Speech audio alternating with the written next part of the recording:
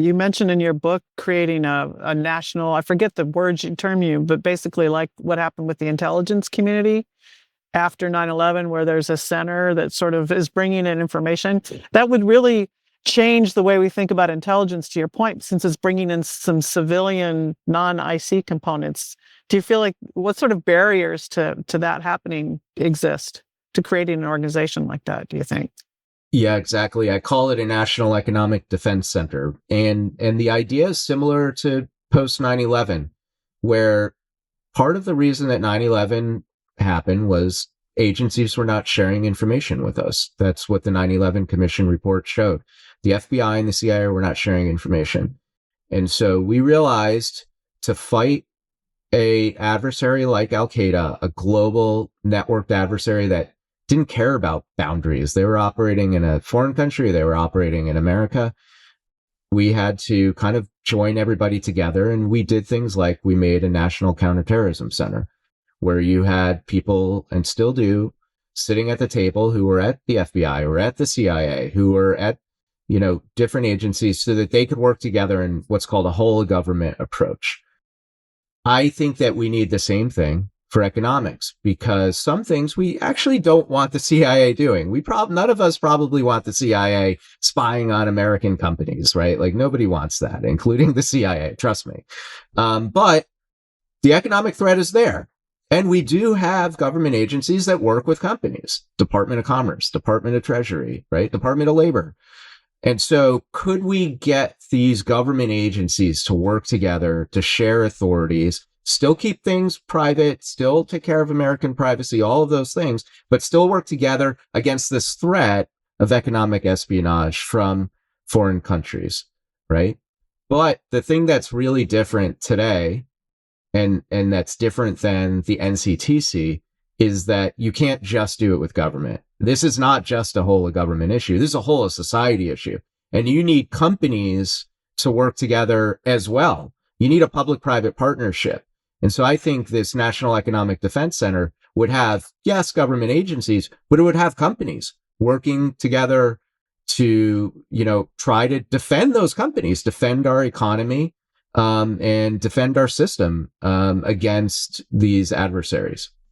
That's a complex undertaking because the commercial sector is so big, and we have the ISACs. You mentioned in your book, the ISACs that exist, like the financial sector as an ISAC. The space sector, we just started one in the last 5 years or so.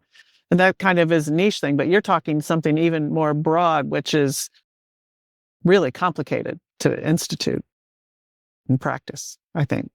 When I was writing the book, I thought that this was almost a, science fiction like dream of the government working together with industry.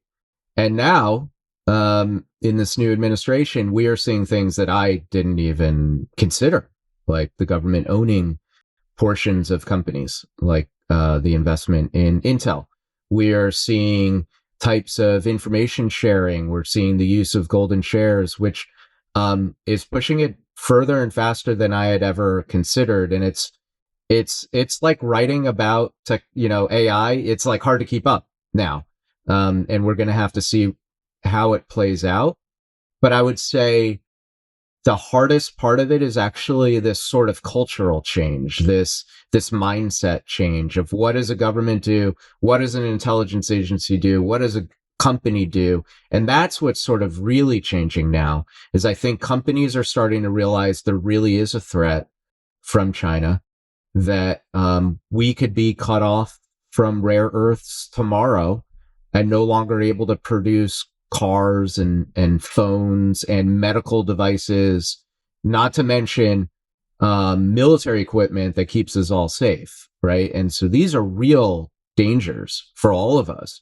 And so we are starting to realize the economic sector is part of national security in a way. And that mindset change, I think, is going to lead to the kind of organizational changes that you kind of need to get companies and the government to work together.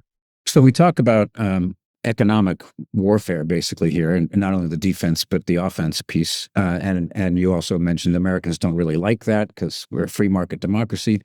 There's another type of warfare, information warfare. And you alluded earlier, China's kind of trying to hack our minds, in many different ways. What about the offense there? There's something called covert influence operations. I've argued in my Substack, which is called Gray and Gritty, that we need to up our game. Here we have the most adept filmmakers, influencers, branders, marketers, and we probably have that as our weakest element of national power. Any thoughts from you on how we might go on the offense on information warfare? We have a long history of doing it.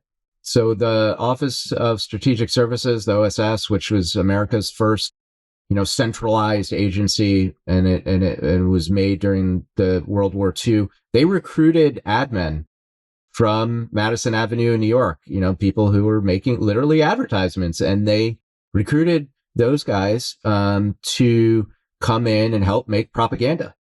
And we've been doing it ever since. But to your point, we don't do it, I believe, we don't do it as much or as strongly as maybe we should. And part of that is because, again, the way our society works, we don't like to do that kind of thing. Whereas in an authoritarian society, that's all they do. They love to control their population. They love to use information against their population. So they're great at it. But we do need to, sometimes when you're in a national security world, you have to do things that we might not consider to be tasteful, that might not be gentlemanly, as people have called it in the past. And that is part of it. In the military, when you're a soldier, you have to be taught to kill people. That is part of what it is. And when you're in intelligence, you have to be taught to do some dirty tricks. And so I think we need to come back around and realize that information operations are something that we have to do as well, it's going to save American lives by doing it. And we need to use technology to do it. Just like China can take advantage of AI, we should take advantage of AI. Yeah, the way I've made the argument is we don't necessarily like doing information operations against another country, but we don't like having nuclear weapons either. And the reason we have them is because the other guy has them and he's using them against us on a daily basis. So in your book, then, you talk about democratizing intelligence. So can you explain a little bit what you mean about that? Because I think it's bigger than just this idea about, as a democracy, we have to think about doing things that might have been distasteful in the past. Well, like I was saying before, I think that the biggest change is that now everyday Americans are the targets of intelligence. And I think that the only way to fight back against that, in essence, is for people to become resilient, to start to think about themselves as intelligence officers and protect themselves. The government should still play a role, of course. But there are limits to what the government can and maybe should do. I think all of us would probably agree. We don't want the government, we don't want the CIA or DIA or ODNI or any of these agencies to come and censor information that we see, right? That's not what we do. It's not what we do in a democracy. And so when, you hear something like counter foreign malign influence, which sounds like something we should do, it's like, yes, we should shut down what the Russians or Chinese are doing, but there are limits. We shouldn't have that office censoring what we as everyday Americans see. So, but we're still under threat. So what do you do?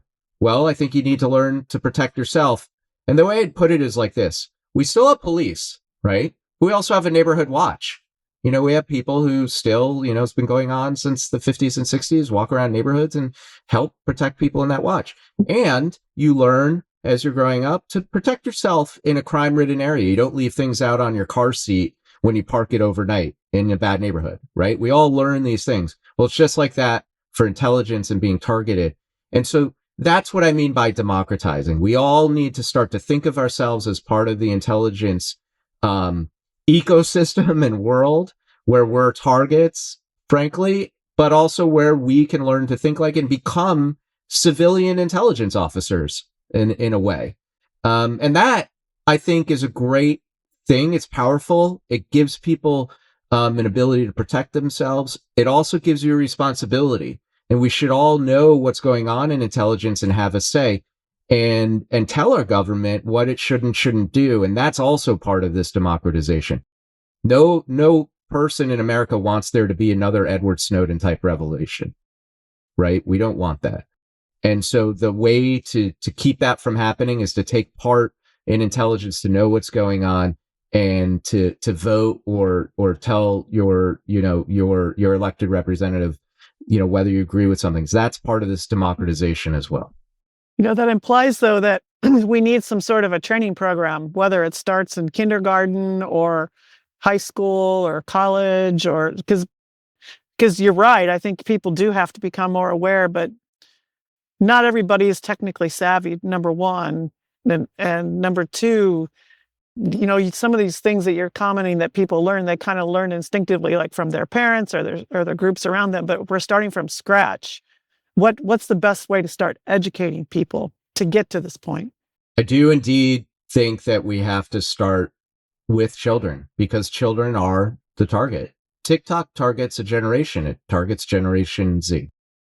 And I think that education technologies can be used to target even younger children. And China has the largest education technology industry in the world. They own multiple education technologies like the Princeton Review and Tutor.com, which not a lot of people realize. And these can be used to target how our youngest children think, including my son. So I picked this very personally. And so we need to teach even that youngest generation how to look at information and triangulate it, like I was saying before, for example. And this can seem crazy, except when you think about it, we already do it for crime.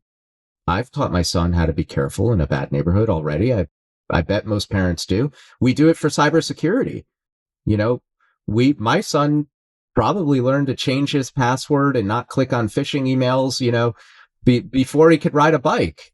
So this is, a common thing. And weirdly, we're more obsessed with, protecting our computers than we are with protecting our own minds and our own people.